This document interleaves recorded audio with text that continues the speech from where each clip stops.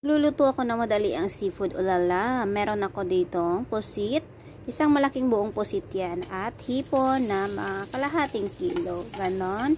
At nakapag-init na rin ako ng kawalit mantika. Nakapaghiwa na rin ako ng mga sibuyas, bawang at luya. Nagisa-gisa ko na rin. At nung nagisa ko na nga, inilunod ko na muna. Inuna ko ang pusit.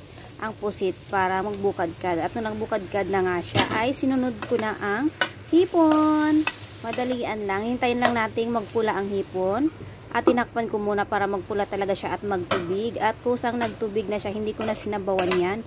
Nung nagpula at na medyo naluto na rin yung pusit, pinaghalo-halo ko at tinimplahan ko na ng patis, oyster sauce,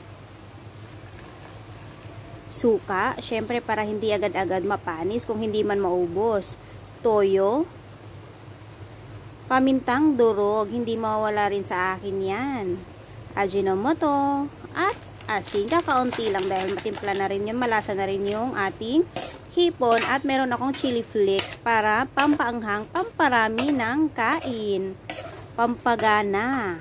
Halo-haluin hanggang maghalo ang lasa at takpan muna ng mga 3 minuto, 4 na minuto.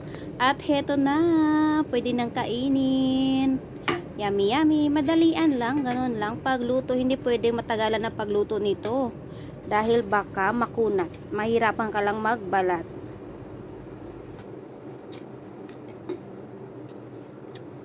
Kain!